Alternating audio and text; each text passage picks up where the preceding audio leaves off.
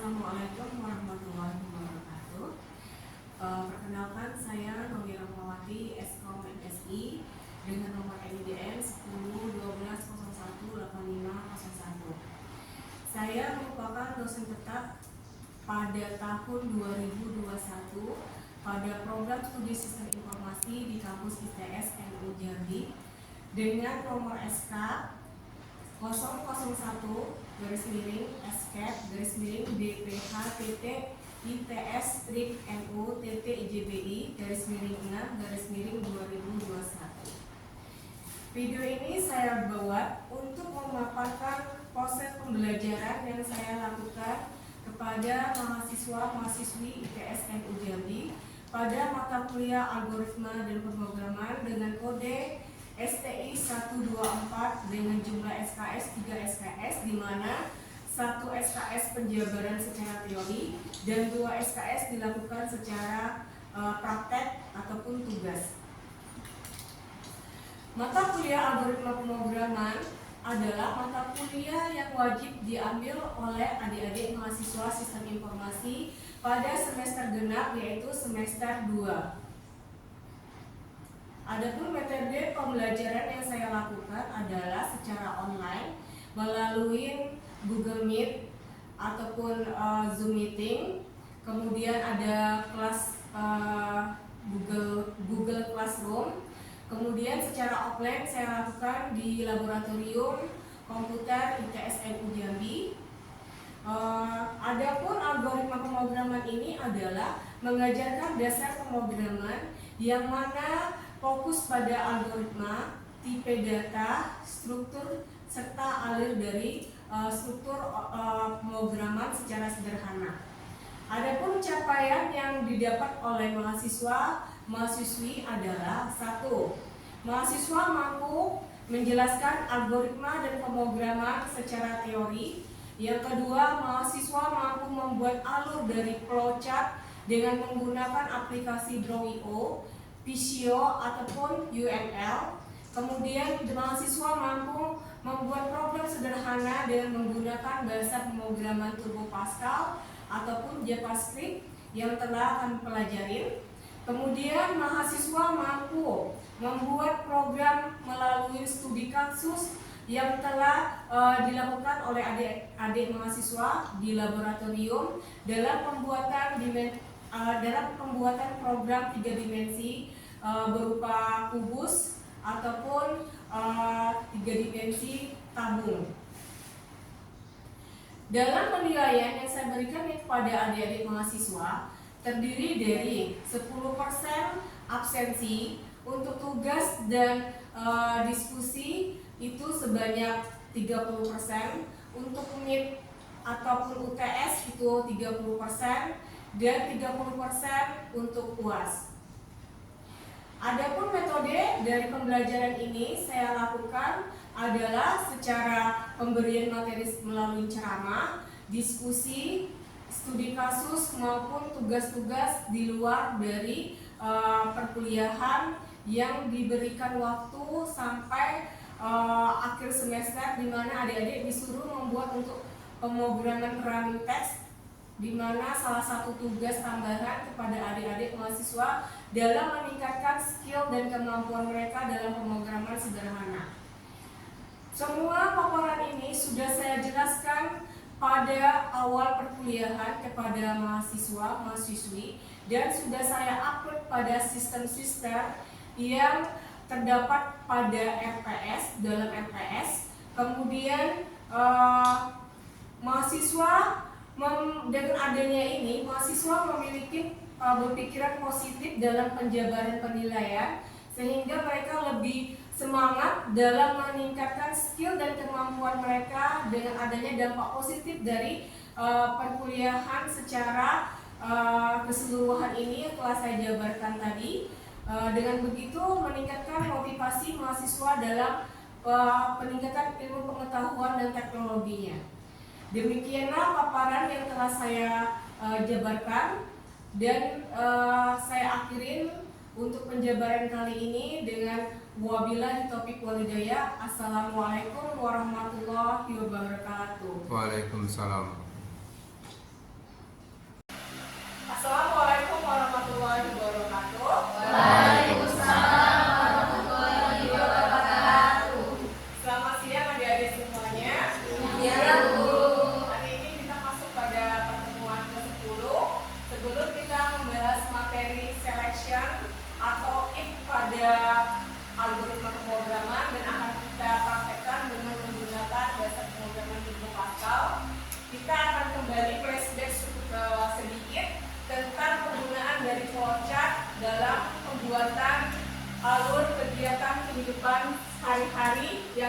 kalian lakukan.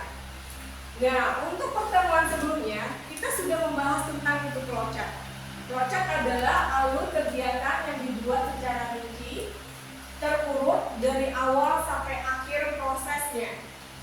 Nah, tugas kalian kemarin itu adalah membuat alur flowchart dalam kehidupan sehari-hari kalian. Nah, untuk berikutnya, siapa yang sudah membuat tugas dari alur flowchart tersebut? Oh iya, Salwa. Coba diperlihatkan Salwa tugasnya.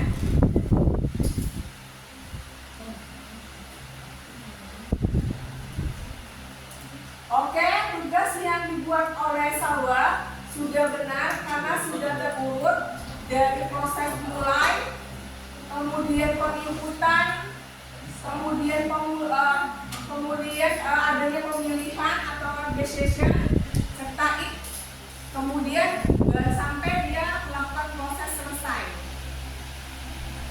Oke, untuk tugas flowchart yang dibuat oleh Salwa itu sudah benar. Untuk kalian, kalau ada yang mau bertanya lagi tentang tugasnya, dipersilakan sebelum saya melanjutkan pada mata kuliah selection atau pemilihan dengan Turbo Pascal atau if.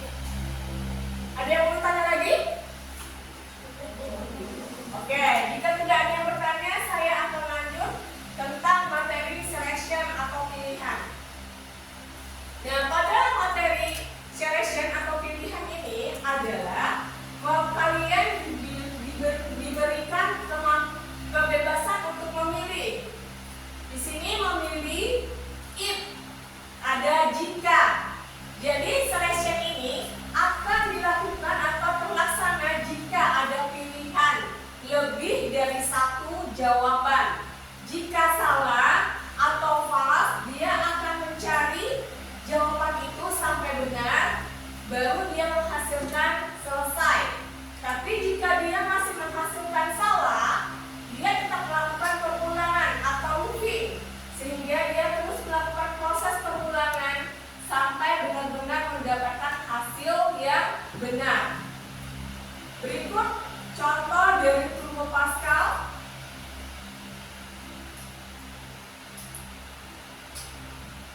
Dapat adik-adik lihat di sini, ini adalah contoh penggunaan pemilihan Turbo Pascal pada if, pemilihan jika. Di sini Turbo Pascal untuk filenya saya buat di sini latihan. Kemudian diawali dengan program, yaitu adalah program nilai lulusan dan tidak lulus.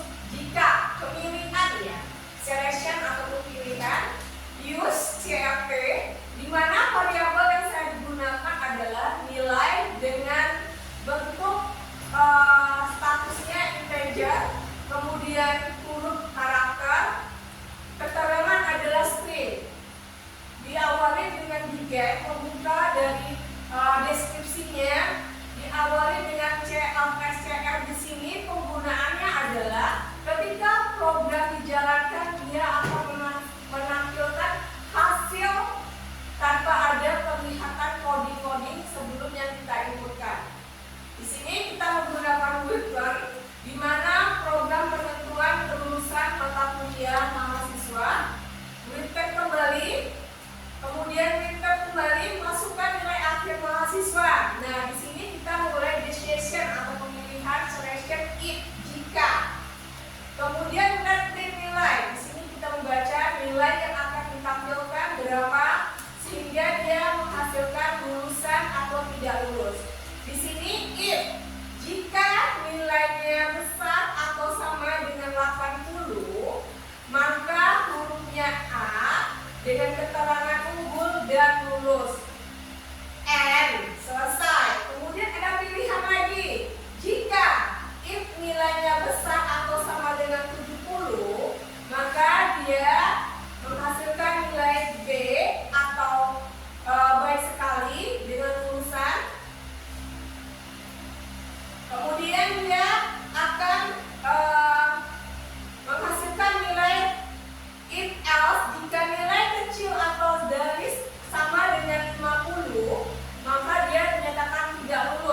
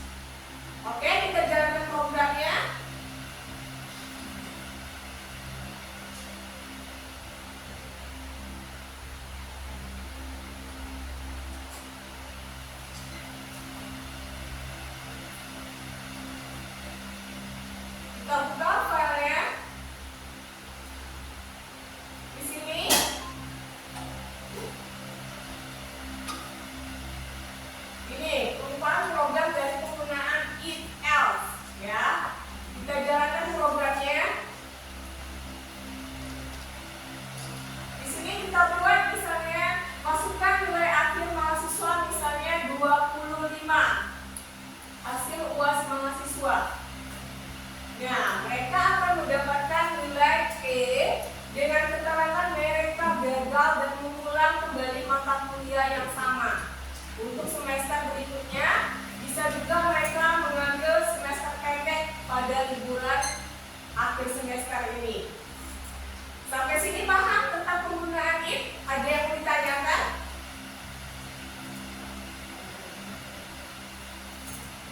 Ada yang mau ditanyakan?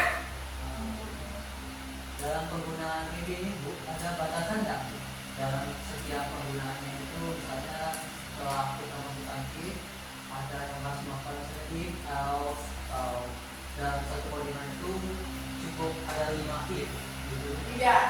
Nah, untuk penggunaan if itu kita tidak ada batasan mau seberapa banyak kalian menggunakannya. Tapi jika if-nya cuma 2, berarti dia menggunakan if else.